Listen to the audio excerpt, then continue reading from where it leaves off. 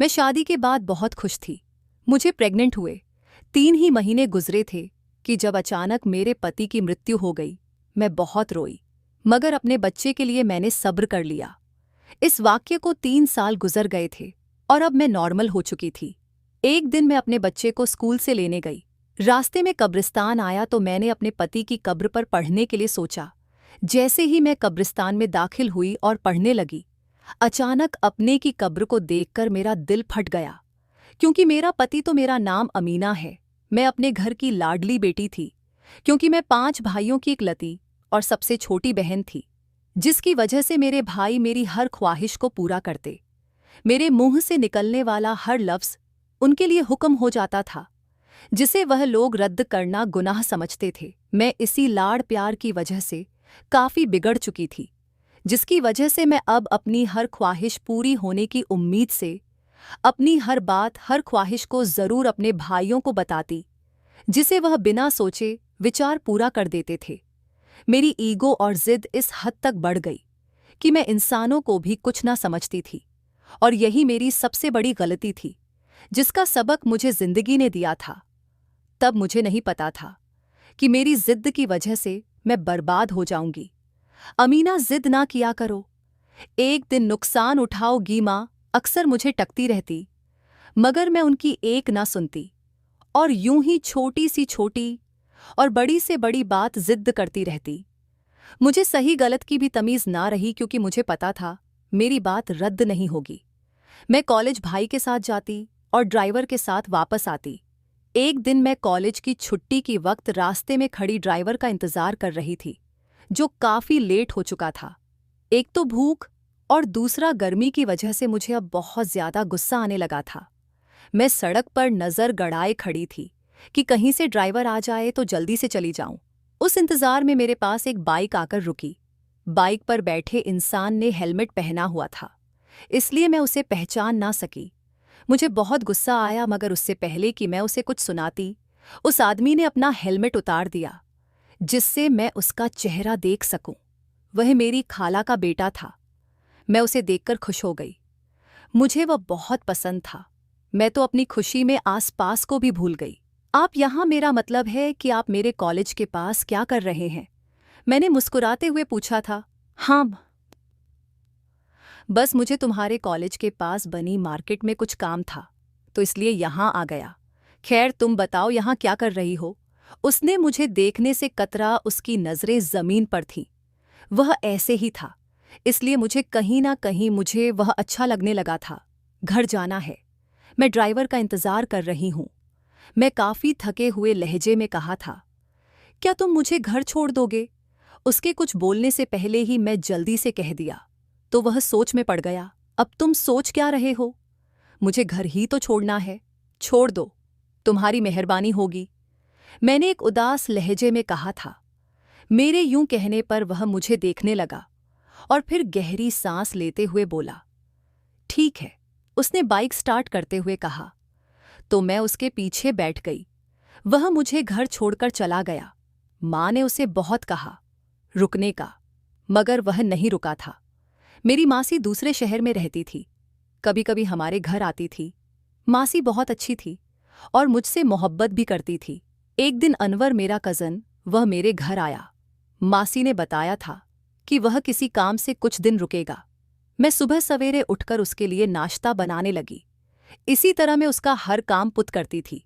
घर वाले हैरान थे कि मैं यह सब क्यों कर रही हूँ, मगर मैं चाहती थी कि वह मुझे याद रखें।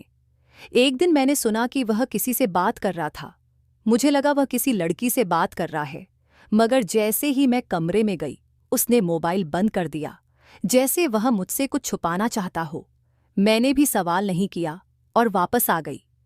उन चंद दिनों में मुझे लगातार लगा कि वह मुझसे कुछ छुपाता है। उन्होंने मुझसे अजीब रवैया रखा था, मगर मैं भी बहुत जिद्दी थी। उन सबके बावजूद उसे बुरा ना कहती। और इन चंद दिनों में कब मुझे उससे प्यार हो गया, पता ही नहीं चला। जब वह वापस जाने लगा तो मेरा दिल उदास हो गया। मैंने सोच लिया था कि अब यह बात मैं अपने भाई को बता दूंगी। एक वही है जो मुझे अनवर से मिला सकते हैं। मैंने भाई से कहा, तो वह चुप हो गए। अब आप लोग कुछ बोल क्यों नहीं रहे हो? जवाब तो दो। मैं उन्हें चुप देखकर चिढ़कर बोली, अमीना मासी से बात करेंगे, फिर देखते हैं। भाई ने मेरे सर पर हाथ रखकर मुझे कहा था। मैं खुशी खुशी कमरे में चली गई। अगले दिन हम सब मासी के घर गए थे, तो भाई ने उनसे बात की, जिस पर उन्होंने सिर्फ इतना कहा कि वह अनवर से बात करके बताएंगे। हम सब वापस आ गए। मासी की बात पर मैं बहुत उदास हो गई थी और सीधी कमरे में आ गई थी। मुझे लगातार फिक्र सता रही थी कि वह क्या फैसला करेगा। अगले दिन जब मानसी ने इनकार किया तो मेरी जान निकल गई थी। भला वह कैसे इनकार कर सकती थी? हालांकि वह मुझसे बहुत मोहब्बत करती थी, मगर अब मुझे बहुत दुख हुआ था उनके रवैये से, उनके इनकार से। यह बात मैंने दिल से लगा ली, जिसका नतीजा बुखार की सूरत सामने आया था। सब भाई मेरी तबीयत की वजह से परेशान थे। वह मुझे यूं देखा नहीं सकते थे। यह मैं जानती थी। मुझे अनवर से शादी करनी है, किसी भी कीमत पर। आप जो करना चाहे करो, मगर उसे राजी करो। किसी भी हाल में, किसी भी कीमत पर मुझे अनवर चाहिए। अगर वह मुझे नहीं मिला तो मैं खुद को खत्म कर लूंगी। मैंने चिल्लाते हुए कहा तो सब डर गए। भाई मजबूर हो गए। उनकी लाख समझाने पर भी मैंने इस बात पर जिद लगा ली थी कि मुझे अनवर ही चाहिए, किसी भी कीमत पर। भाई ने मासी से बात की तो उन्होंने जबरदस्ती अनवर को राजी किया। मुझे इस बात से कोई फर्क नहीं पड़ता था। मैं तो खुशी खुशी सब तैयारी कर रही थी। मंगनी वगैरह की जगह सीधा शादी तय हुई। 1 महीने बाद मैं अनवर के घर उसकी पत्नी की हैसियत से आ गई। मुझे महसूस हुआ कि जैसे वह चुप चुप रहने लगा था, मगर फिर भी मैंने परवाह न की। मुझे अपनी खुशी में किसी चीज का होश न था। कौन खुश है, कौन नहीं, कौन नहीं, मैं हर चीज से बेखबर थी, जो कि मेरी दूसरी गलती थी। मैंने मासी का ख्याल रखते रखते घर की जिम्मेदारियां का भी ख्याल रखा। अनवर मुझसे दूर दूर रहता। सुबह ऑफिस और शाम को दोस्तों के साथ गुजारता और रात को देर से घर आता। जब मैं मासी से शिकायत की तो उन्होंने कहा कि यह मेरी जिद का नतीजा है। मैं परेशान हो गई थी। मैंने अनवर से बात करने का सोचा, इसलिए आज मैं जाग रही थी। अनवर 12 बजे घर आ चुके थे। मुझे बहुत नींद आ रही थी, मगर फिर भी मैं जबरदस्ती आंखें खुली रखने की कोशिश कर रही थी। जब एकदम दरवाज की चरचराहट से मैं उठकर बैठ गई। वह जैसे अंदर आया, मुझे जागता देखकर हैरान हुआ। फिर मेरे पास बैठ गया। अमीना ठीक हो? वह मेरे माथे पर हाथ रखते हुए पूछने लगा। मैं ठीक हूं, बस मुझे तुमसे बात करनी है। मैंने उसका हाथ पकड़ते हुए कहा था। बोलो, क्या बात करनी है? वह अपना हाथ छुड़ाते हुए बोला, तुम मुझसे नाराज हो, मतलब इस शादी से राजी नहीं हो क्या? जो तुम ऐसा रवैया रख रहे हो, देखो मुझे दुख होता है। तुम्हें यूं देखकर तुम मुझे नजरअंदाज करते हो, ये मुझसे बर्दाश्त नहीं होता। मैं अपने दिल में उठते सारे सवालात उसके सामने रख दिए थे। बदले में वह मुस्कुरा दिया, और यार, इतनी सी बात पर तुम परेशान हो गई। मैं तुमसे नाराज नहीं हूं, बस ऐसे ही कुछ परेशान था, इसलिए तुम्हें वक्त ना दे सका। इतना कहकर वह हंसने लगा। फिक्र नहीं करो, अब से ऐसा नहीं होगा। उसके बाद वह मेरा पूरा ख्याल रखता था और पूरी कोशिश करता था मैं खुश रहूं। अब सब ठीक था। मैं 3 महीने की प्रेग्नेंट थी। अनवर बहुत खुश था, या शायद मेरा यह वहम था। मैं कमरे में बैठी कुछ सोच रही थी जब मुझे वह खबर मिली कि जिसमें मेरी दुनिया ही हिल गई थी। मुझे यकीन नहीं हो रहा था। वह खबर जो मुझे मिली है वह वाकई सच है। अनवर की कार एक्सीडेंट हुआ था, जिसकी वजह से वह मौके पर ही जान गंवा चुका था। मैं इस सदमे से काफी वक्त तक उठ ना सकी, बल्कि मैं तो खुद मरने वाली हो गई थी। वह वक्त मेरे लिए बहुत मुश्किल था। खैर, मेरे पति की सभी अंतिम क्रियाएं हो चुकी थीं। अब मैं अपने पति के बगैर इस घर में रह रही थी। इसी तरह वक्त गुजरने लगा और फिर बेटे की डिलीवरी हो गई। एक बार फिर मैं शिद्दत से बहुत रोई थी।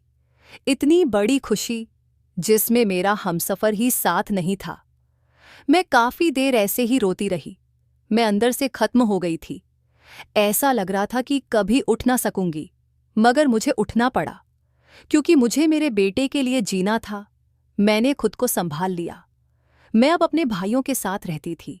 मेरे देवर ने मुझे यह कहकर घर से निकाल दिया कि मैं अब इस घर में रहने की हकदार नहीं हूं, तुम दूसरी शादी कर लो। एक दिन भाभी ने मुझे यही बात कही तो मैंने दुख से उन्हें देखा। मुझे दूसरी शादी नहीं करना चाहती थी। मैं दूसरी शादी करना नहीं चाहती थी। मैंने दर्द से जवाब दिया, क्योंकि मेरे दिल में सिर्फ अनवर है, उसकी जगह किसी को देना मेरे बस में नहीं है। मैंने यह कहा और उठ गई। मुझे भाभियों के पास रहते काफी वक्त गुजर गया था। मुझे वहां रहना भी नागवार गुजर रहा था। कुछ भाभियों का वक्त पर मुझे इस बात का एहसास दिलाना कि मैं उनके दर पर हूं, जिसकी वजह से मैं अलग घर में रहने लगी थी। इस बात पर मेरे भाई बहुत नाराज हुए, मगर मेरे लिए अपनी इज्जत आत्मसम्मान भी अहमियत रखता था। मैं अकेली रह रही थी। मेरी जिद खत्म हो चुकी थी। मैं अब काफी उदास रहती थी। मुझे लगता था कि मेरी हंसी अनवर के साथ ही खत्म हो गई। मैंने खुद को अकेले रहने की आदत डाल दी थी। मुझे वहां रहते हुए काफी साल बीत गया। मेरा बेटा अब स्कूल जाने लगा था। मैं स्कूल में टीचर थी। वैसे मेरे भाई मेरा खर्च उठाने को तैयार थे, मगर मैं नहीं चाहती थी कि मेरी औलाद किसी के रहमो कम पर परवरिश करूं। इसलिए मैंने उन्हें मना कर दिया और एक स्कूल में टीचर की जॉब कर ली। मैं रोज अपने बेटे को स्कूल छोड़कर दूसरे स्कूल जाती, जहां मैं टीचर थी। एक दिन जब मैं अपने बेटे को स्कूल से लेकर घर जा रही थी, तो रास्ते में मेरी नज़र कब्रिस्तान पर पड़ी। कुछ देर में वहां खड़ी रही। वैसे तो मैं हर जुम्मे रात को कब्रिस्तान जाती थी, मगर इस दिन मुझे घबराहट हो रही थी अंदर जाने से। फिर ना जाने क्या सोचकर मैं अंदर चली गई। अपने पति के कब्र पर हाथ उठा आग करर पड़ने लगी। अभी मैं फिरी हुई थी कि अचानक किसी ने मेरे कंधे पर हाथ रखा, तो मैं डर कर पलटी, मगर सामने देखकर मेरे पैरों तले से जमीन खिसक गई। मेरी सांस रुक गई थी। दिल की धड़कनें तेज हो गई थी। यह कैसे पॉसिबल था? जो इंसान मेरे सामने खड़ा था वह मेरा पति था। मैं तो एकदम बर्फ की तरह जम गई थी। उसे देखकर यह कैसे मुमकिन था? मैं मुंह पर हाथ रखकर खड़ी थी। मेरा दिमाग सुन्न हो चुका था। होश तब आया जब मेरे बेटे ने मेरा हाथ पकड़कर मुझे अपनी तरफ बुलाया। अगर आप जिंदा है तो ये कब्र किसकी है? मैं काफी बदहवास में पूछी थी मेरे ड्राइवर की। उसके बताने पर मैं चौंक कर उसे देखा था। मैं तुम्हें सब बताता हूं, पहले प्लीज रिलैक्स हो जाओ। वह मुझे यूं बेचैन देखकर बोला। मम्मी घर चलो। मेरा बेटा मेरे हाथ पकड़कर लगातार कह रहा था, ये हमारा बेटा है। अनवर ने खुश होकर उसे उठा लिया और सीने से लगाकर चूमने लगा। वह उसे प्यार कर रहा था और मैं देख रही थी। यह वह इंसान था जिसकी मोहब्बत के लिए मेरा बेटा इतने सालों तक तरसता रहा था। मेरे आंसू नहीं रुक रहे थे। मेरे साथ इतना बड़ा धोखा हुआ था। अमीना, तुम मेरे साथ चलो। वह मेरा हाथ पकड़कर मुझे अपने घर ले गया। मुझे अपने सामने बिठाकर खुद नीचे बैठ गया। अमीना कैसी हो तुम? उसके पूछने पर मेरी आंखें आंसुओं से बहने लगी। यह आप मुझसे पूछ रहे हैं? अमीना, मैं एक लड़की से प्यार करता था। वह भी मुझे चाहती थी। हम दोनों कॉलेज के वक्त से एक दूसरे को जानते थे। हर वक्त वह मेरे दिमाग के ऊपर सवार रहती थी। मैं उसे एक लम्हा तक के लिए भी भूल नहीं पाया था। कॉलेज के आखिरी दिनों में मैंने उसे अपनी मोहब्बत का इजहार किया था, तो उसने खुशी से मेरी मोहब्बत कबूल कर ली। मैंने वादा किया कि मैं उससे शादी करूंगा, मगर जब तुम्हारे भाइयों ने जबरदस्ती की तो मैंने फौरन मना कर दिया। और फिर तुम्हारी तबीयत खराब रहने लगी। उस वक्त तुम्हारे भाइयों ने मेरे सामने हाथ जोड़कर कहा कि मैं तुमसे शादी कर लूं। वह तुमसे बहुत मोहब्बत करती है, तुम्हें यूं तकलीफ में नहीं देख सकते थे। उसके बाद माँ ने भी मुझे बहुत समझाया। आखिर में उन्हें अपनी जिंदगी का वास्ता दिया। मैं उस वक्त कितना मजबूर था, यह मैं ही जानता था। दिल करता कि तुमसे बात करूं, मगर डर जाता कि कहीं तुम खुद को कुछ ना कर डालो। इसी डर और खौफ की वजह से मैं तुमसे शादी कर ली, मगर कभी तुम्हें अपना ना सका। ऊपर से वह लड़की जिसे मैं पसंद करता था, वह मुझसे नाराज हो गई। मुझे उसकी बहुत फिक्र रहने लगी थी, जिसके बिना पर मैंने तुम्हें नज़रअंदाज किया और तुम समझ गई थी। जिस रात तुमने मुझे कहा कि मेरा तुम्हें नज़रअंदाज करना बुरा लगता है, मुझे एक अनजानी सी खुशी हुई थी। मैंने सोचा अपनी मोहब्बत को लकर तुम्हारे साथ नई जिंदगी का आगाज करता हूं, इसलिए मैं तुम्हें वक्त देने लगा। मैं तुम्हारे साथ खुश था। फिर एक दिन वक्त ने सब कुछ पलट दिया और वह लड़की मेरे सामने आ गई, रोती हुई, सिसकती हुई। मुझे उसे ऐसा देखकर गहरा सदमा हुआ। उसने मुझे कहा कि मैं उससे शादी कर लूं। यकीन करो अमीना, मुझे उस वक्त तक तुम्हारा ख्याल आया था, मगर उस लड़की के बहुत आंसू देखकर मैं मजबूर हो गया और मैंने रजाबंदी दे दी। और उसके बाद मेरे दिमाग पर एक ही बात सवार रही। लगातार मुझे एक ही फिक्र लगी रहती कि मैं ऐसा क्या करूं कि जिससे तुम्हें दुख ना हो। इसलिए मैंने सोचा कि जिंदगी भर दुख देने से बेहतर है कि कुछ दिन का दुख दे दूं। इसलिए मैंने अपनी मौत का ड्रामा किया। वह एक्सीडेंट एक हादसा था, मगर अपने दिमाग के जरिए मैंने इस एक्सीडेंट को अपना एक्सीडेंट साबित करवा दिया। पर सुकून हो गया कि सबको मेरी मौत का यकीन आ चुका है। मैंने उस लड़की से शादी कर ली, मगर उसे इस खबर से बेखबर रखा। वह दिन बहुत हसीन गुजरे थे, मगर जब उसे पता चला कि मैं सब कुछ छोड़कर उसके पास आया हूं, तो वह बात बात पर मुझसे झगड़ा करती। मुझे उसके गुस्से की समझ नहीं आती थी, मगर मैं चुप रहता। अपना घर बचाना चाहता था, लेकिन शायद यह मुमकिन ना था। इसलिए वह जल्द ही मुझे धोखा देकर चली गई और मैं खाली हाथ रह गया। तब मुझे समझ आई कि मैं अपनी हंसती बसती दुनिया उजाड़ दी थी। उसके बाद मैं वापस आया तो तुम घर पर नहीं थी।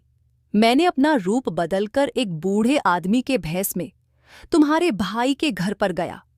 वहां से भी मालूम हुआ कि तुम वहां नहीं हो और मैं मायूस होकर लौटा। फिर जब कब्रिस्तान गया तो वहां से पता चला कि तुम वहां आती रहती हो, इसलिए रोज यहां आता था कि तुमसे मिल सकूं। मगर रोज ही वहां बैठे बैठे रात हो जाती और आज जब तुम्हें वहां देखा तो मेरी खुशी की इम्तिहान आ रही। अमीना, मुझे माफ कर दो। मैंने तुम्हें बहुत रुलाया है। मुझे नहीं पता था कि तुम यूं लावारिस की तरह रहोगी। मुझे लगा कि तुम अपने घर चली जाओगी, मगर तुम वहां नहीं गई। वह मेरे सामने बैठा, मुझे बता रहा था और मुझे हैरत थी। मैंने ऐसे इंसान से प्यार किया जिसने अपनी मौत का ड्रामा किया था। एक मोहब्बत के लिए मुझे तन्हा छोड़कर गया था। मुझे शर्म आ रही थी कि मेरी जिद की वजह से मेरे भाइयों ने इस आदमी के आगे हाथ जोड़े थे। मेरे आंसू रुकने का नाम नहीं ले रहे थे। दिल दर्द से फटने को था। आज मुझे समझ आया कि माँ क्यों मुझे समझाती थी, कि बिना वजह की जिद पर क्यों कहती थी कि मैं नुकसान उठाऊंगी। काश माँ आज देख सकती कि मैंने कितना बड़ा नुकसान उठाया है अपनी जिद के अंजाम में। मैं मगर माँ यह देख नहीं सकती थी, क्योंकि मेरे गम की वजह से माँ की मृत्यु हो गई थी। मेरे पति मुझसे माफिया मांग रहा था, मगर मैं उसे कैसे माफ करती। उसने मुझे तन्हा किया था तब जब मुझे उसकी सबसे ज्यादा जरूरत थी। यह बात मैं कभी नहीं भूल सकती। मैं इसी सोच में थी कि जब उसने मुझे हिलाया और पूछा कि तुमने अब तक दूसरी शादी क्यों नहीं की। वह मुझसे क्या पूछ रहा था? जिस मोहब्बत की वजह से मैंने अपने घर वालों को छोड़ा, उसी मोहब्बत के सहारे मैंने दूसरी शादी नहीं की। मैंने अपने आंसू साफ किए और उठ खड़ी हुई।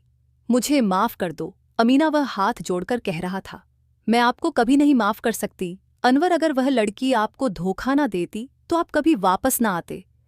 मैंने दुख से कहा था, वह सिर्फ मेरी दौलत की वजह से मेरे साथ थी। मगर अमीना, तुम मेरी सच्ची मोहब्बत हो। वह कितने यकीन से कह रहा था कि मैं उसकी मोहब्बत हूं। मुझे खुद पर हंसी आ रही थी, मगर मैं उस वक्त ना ही हंस सकती थी ना ही रो सकती थी। वह मुझसे 2 महीने तक माफी मांगता रहा और फिर आखिरकार मैंने उसे माफ कर दिया। मैं अब क्या करती? मैं खुद बहुत अकेली थी। उसे माफ करना भी मेरे लिए मजबूरी बन गई थी। मेरे भाइयों ने अनवर पर बहुत गुस्सा किया, मगर मेरे लिए उसे माफ कर दिया। वह चाहते थे कि मैं अनवर जैसे धोखेबाज इंसान से अलग हो जाऊं, मगर मैं नहीं चाहती थी कि मेरा बेटा अब दोबारा से लावारिस हो जाए। इसलिए अपनी ईगो साइड में रख दी। इस बार जिद नहीं की। यह वाकया मेरे लिए बहुत बुरा था। मेरी जिंदगी के चंद साल मेरी किस्मत और जिंदगी में छप चुके थे, जिन्हें मैं मिटा नहीं सकती थी और ना ही भूल सकती थी। एक जिद ने कितना तड़पाया, यह मैं चाहकर भी भूल नहीं सकती थी। दोस्तों, जिंदगी में जो आपका है वह आपको मिल जाएगा बिना जिद के भी, मगर जिद करके हासिल की गई चीज और इंसान हमें सिर्फ तड़पा सकते हैं, हमारा सुकून छीन सकते हैं। आपको क्या लगता है, मैंने अपने पति को माफ करके ठीक किया या गलत? कमेंट सेक्शन में जवाब जरूर दीजिएगा। कहानी कैसी लगी कमेंट करके जरूर बताइएगा। धन्यवाद। हम